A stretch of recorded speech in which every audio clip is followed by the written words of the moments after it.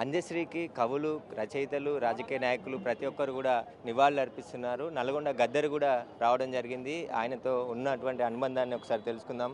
ఒక గొప్ప కవిని కోల్పోయిందని చెప్పేసి కూడా తెలంగాణ వ్యాప్తంగా చాలామంది పొద్దున్న నుంచి అభిమానులు వచ్చి చూస్తున్నారు. ఎట్లా చూస్తున్నారు? అవునన్నా, మరీ ముఖ్యంగా కొద్ది రోజులు ఆరోగ్యంగా ఉండి బాగుంటాడని అనుకున్నాము. అనతి కాలంలో మన మధ్య నుంచి దూరం కావడం అనేది ముఖ్యంగా తెలంగాణ ప్రజలకు కానీ తెలుగు ప్రజలకు కానీ అన్న పాటను ప్రేమించే వాళ్ళు తెలుగుకు సంబంధించి తెలుగు భాషలో ఉన్న ప్రపంచంలో ఉన్న అన్నకు చాలామంది అభిమానులు ఉన్నారు. వాళ్ళందరూ కూడా సడన్గా ఈ వార్త తెలిసి చాలామంది బాగా శోక సముద్రంలోకి మునిగిపోయారు. మరీ ముఖ్యంగా ఈ తరం గాయకులు మేము కూడా అన్న నుంచి చాలా నేర్చుకోవాలి. ఎందుకంటే ఉన్నది ఉన్నట్టు మాట్లాడడం, ముక్కుసూటితనం. చిన్న స్థాయిలో ఉన్న గాయకులు కవులు ఏమైనా రాసినప్పుడు ఆయన ఫోన్ చేసి ఆయన ప్రశంసించే తీరు కూడా అది మర్చిపోలేని జ్ఞాపకం మాకు అది.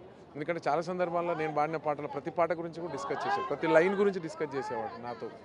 అది మీరు చివరిగా ఎప్పుడు కలిసిరు, మాట్లాడిరా, ఏమంటారు?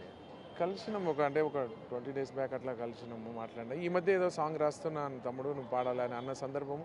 సరే, అది పాడకుండానే అన్న మన మధ్య లేకుండా పోవడం అనేది బాధ అనిపిస్తుంది.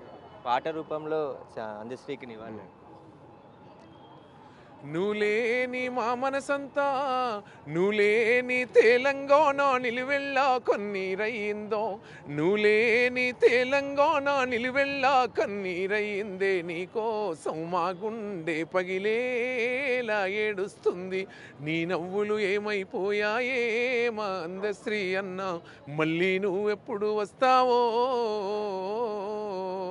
పగవాళ్ళైనా ప్రేమించే చల్లని హృదయం కలిగిన వాడా, నీకంటే మాకింకా ఎవరన్నా తోడు నీడ, నీ సభలకు పైన అవుతుందో మన ఊరు ఆడ, అందశ్రీ అన్న చెప్పవ మాకైనా నువ్వు ఉండే జాడా, మా నాయకుడై ముందుకు నడిసి మా గాయకుడై ముందుకు నడిసి నరనరాన ఉత్తేజం నింపి, మా గాయకుడై ముందుకు నడిపి మమ్ము గాయకులై ముందుకు నడిపి నరనరాన ఉత్తేజం నింపి, నడిజాము నిద్ధురలేపి సూరీడై మేలు కొలిపి, బేపూన దాగి ఉన్నావే మా అందశ్రీ అన్న, యాడాని నిన్ను వెతకాలో, నువ్వు సింహంలా నడిచొస్తుంటే శిలలైన తలలుంచేనయ్యా, చీకట్లో నీ రూపం దీపంలా వెలిగేనన్నావు, ఆ దీపం ఎవ్వరు ఆర్పారో మా అన్న, ఈ మా బ్రతుకును చీకటి చేశారో. చాలామంది ఉదయం నుంచి కూడా కవులు, కళాకారులు ప్రతి ఒక్కరు కూడా అంజశ్రీకి నివాళులు అర్పించేందుకు లాలాగూడలోని స్టేడియంకి వస్తున్నారు.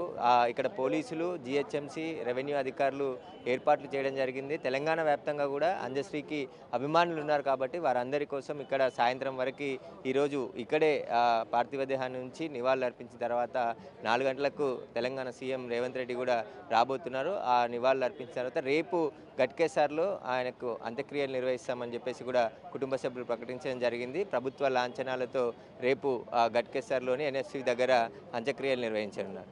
కెమెరామ్యాన్ వేణుతో సురేష్, బిగ్ టీవీ, హైదరాబాద్.